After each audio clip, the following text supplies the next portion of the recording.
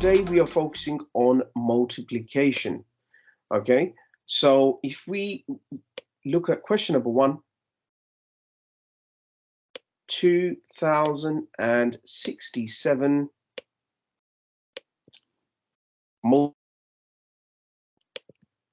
number 5. Now I've just color coded it differently just so we can go through it and that'll make a little bit more sense for you.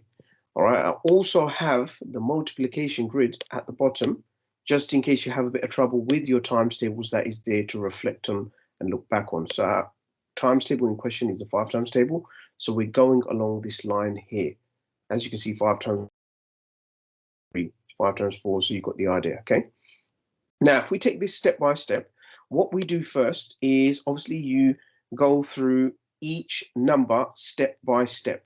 So obviously this is your ones column, this is your tens column, this is your hundreds column, and this is your thousands column. So let's have a look at this now. 7 times 5. Well, if you go through your 5 times table, 1, 2, 3, 4, 5, 6, 7, 35. Now, well, you have the number 35. So what you do is you get your ones from that, your 5, and you put that there. Tens column now goes to the next number in the next column.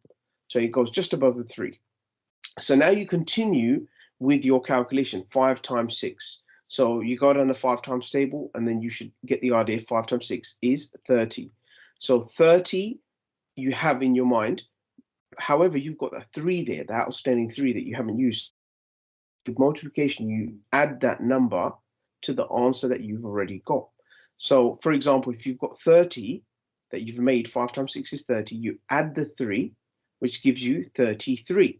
So again, just like you did there with the 35, you get the ones column number, you put the 3 there, and then the tens column number you add to the next column.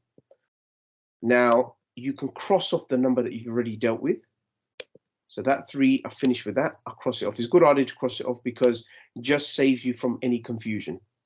So now the next calculation is 3 times 0, which we all know is 0. And then we add the number 3 to it, which we've got there. So that makes 0 add 3, which makes 3. Another thing to note, guys, is look how I'm putting the numbers in line with what I have.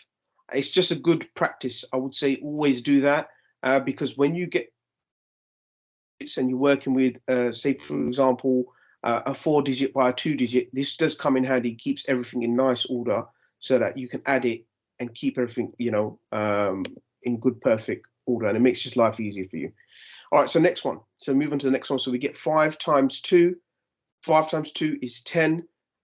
So here again, guys, I'm doing that mental work for you, what you should be doing in your head. You've got 10, so you'd put the unit there, which is the 0. And usually we would put the 10 on the next column. However, we do not have another number. Therefore, we put the 1 next to the 0 in line. And that gives us our final answer, 10,335. Okay.